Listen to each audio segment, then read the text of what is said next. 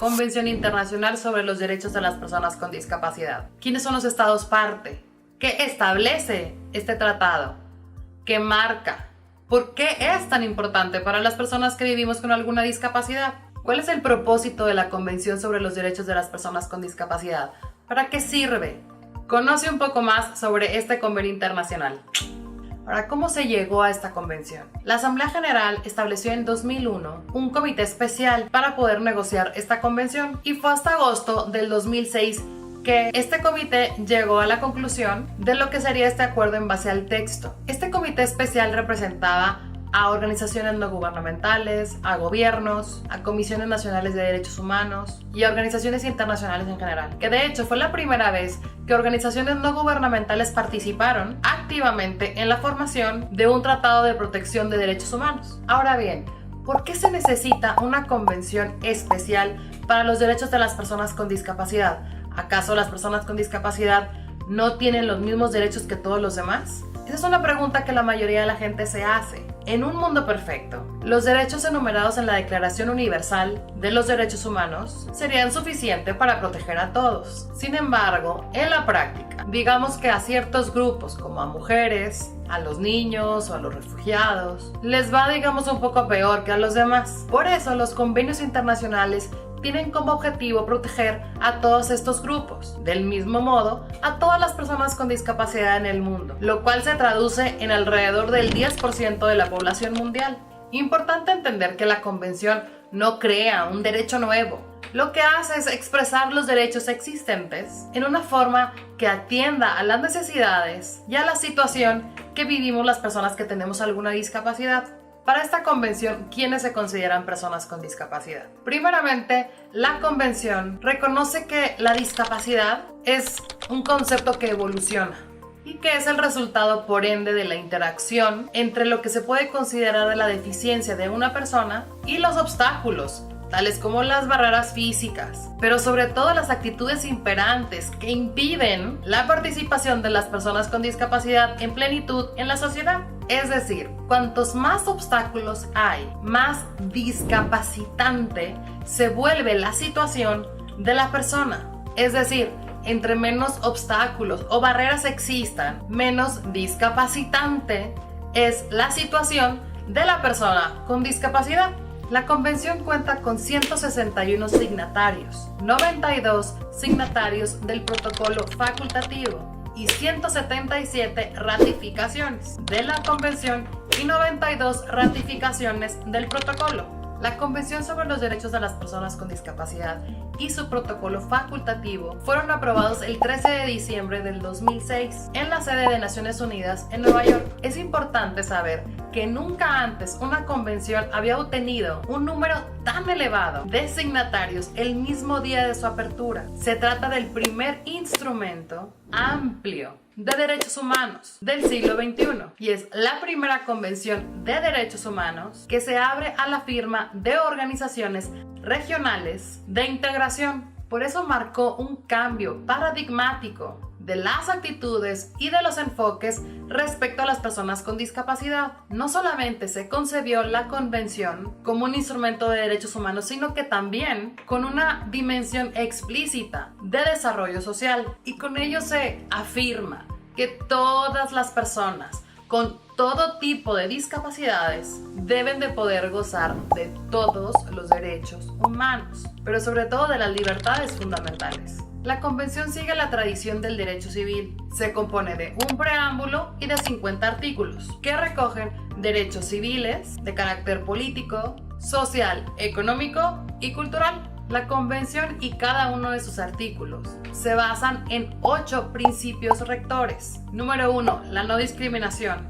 Número 2, la participación e inclusión plenas y efectivas en la sociedad. Número 3, el respeto por las diferencias y la aceptación de las personas con discapacidad como parte de la diversidad y de la condición humana. Número 4, la igualdad de oportunidades. Número 5, la accesibilidad. Número 6, la igualdad entre hombre y mujer. Número 7, el respeto a la evolución de las facultades de los niños y las niñas con discapacidad y de su derecho a a preservar su identidad. Y número 8, el respeto a la dignidad inherente, la autonomía individual, la libertad de la toma de decisiones y la independencia de las personas. Por ejemplo, la Convención hace hincapié en el artículo 9, que habla sobre la accesibilidad, a que todos los estados partes adoptarán medidas pertinentes para asegurar el acceso de las personas con discapacidad en igualdad de condiciones con los demás al entorno físico, al transporte, a la información y a las comunicaciones, incluidas los sistemas y las tecnologías de la información y las comunicaciones, y a otros servicios e instalaciones abiertos al público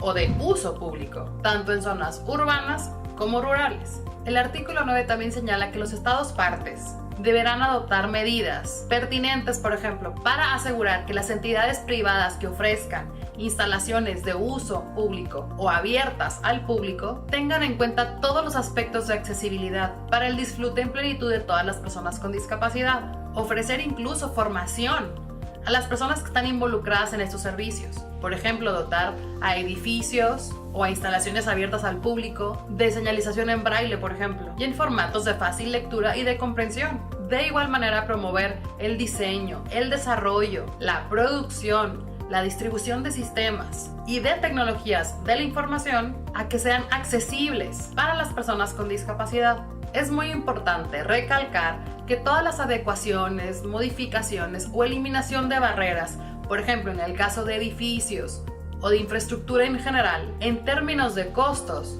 por eso es importante que desde su origen, desde su principio, desde su diseño o desde su elaboración, estén pensadas para todas las personas. Eso ayudará a que los costos no se eleven una vez que la infraestructura o el edificio ya está realizado, ya está hecho, se adecue o se adapte para las personas con discapacidad. La Convención también marca un lenguaje correcto para referirse a las personas que vivimos con alguna discapacidad y se estableció que la terminología correcta era persona con discapacidad, siempre anteponiendo la palabra persona antes de describir la condición física, sensorial, intelectual, etc. de la persona. Esto con la finalidad de mostrar respeto hacia las personas y no enfocarnos en la discapacidad que la persona presente, sino enfocarnos en el derecho que la persona tiene. Ahora bien, esta convención crea obligaciones para los Estados miembros, por supuesto que sí. Un país que ya firmó y ya ratificó ante esta convención está obligado a cumplir con los lineamientos que la convención marca. El Estado está obligado a introducir medidas destinadas a promover los derechos de las personas con discapacidad y a luchar contra la discriminación. Estas medidas van desde la legislación, la eliminación de prácticas discriminatorias y la aprobación de nuevos programas o de nuevas políticas en pro de los derechos de las personas con discapacidad. Incluye prestar servicios, proporcionar bienes y crear infraestructura accesible, por supuesto, todo aquello que contribuya al bienestar de todas las personas que viven con alguna condición de discapacidad. Otro punto importante de la Convención es el derecho a la educación, como lo marca en su artículo 24, el derecho sin discriminación y sobre la base de igualdad de oportunidades. Los Estados partes deben asegurarse que exista un sistema de educación inclusiva a todos los niveles de enseñanza, para que así ningún niño quede excluido de una formación académica, pero deben de recibir el apoyo necesario dentro del sistema educativo que facilite esta formación de manera efectiva. ¿De qué manera la Convención mejoró, mejora y mejorará la vida de las personas con discapacidad? A través de la historia, las personas con discapacidad han sido consideradas, digamos, como personas que requieren de alguna u otra manera una protección de la sociedad, como si se evocara simplemente por medio de la simpatía y no del respeto. Por eso esta convención es tan importante, porque busca cambiar esa percepción, asegurando que las sociedades reconozcan que es necesario proporcionarle a todas las personas, independientemente de si viven con una discapacidad o no, la oportunidad de vivir una vida plena o lo más plena posible. Las personas con discapacidad pueden contribuir con una amplia gama de conocimientos, de habilidades y de talentos, pero si las herramientas o la infraestructura, los espacios y las oportunidades laborales o educativas no son las correctas, las personas con discapacidad no se podrían entonces desarrollar en plenitud, a lo cual tienen todo el derecho. La Convención sobre los Derechos de las Personas con Discapacidad, entre muchas otras cosas, ha contribuido realmente a este cambio de paradigma, de modelo médico a modelo centrado realmente en los derechos humanos de las personas. La Convención celebra la diversidad y la dignidad humana. Transmite primordialmente el mensaje que las personas con discapacidad están facultadas para ejercer todos sus derechos, toda la gama de derechos humanos y de las libertades fundamentales, sin discriminación. Es cambiar esta idea de que se les hace el favor a las personas con discapacidad. No se les hace el favor. Tienen derechos que los avalan, no solamente como personas, sino como personas con discapacidad. Debemos cambiar culturalmente los prejuicios a los que estamos acostumbrados. Quitémonos este modelo de paternalismo benevolente. Seamos más conscientes, empáticos, pero sobre todo respetuosos. Contribuyamos entre todos, seamos vigilantes de que estos derechos se cumplan en lo individual, en lo grupal o en la sociedad en la que vivimos. Y al mismo tiempo, las personas que vivimos con alguna discapacidad debemos conocer nuestros derechos para poder exigirlos y hacer que se cumplan. Por eso es tan importante que siempre estés bien informado, que conozcas a qué tienes derecho. Aprovechemos esta convención y lo que ella nos marca para lograr un bienestar para todos. Y no seas tú un obstáculo más.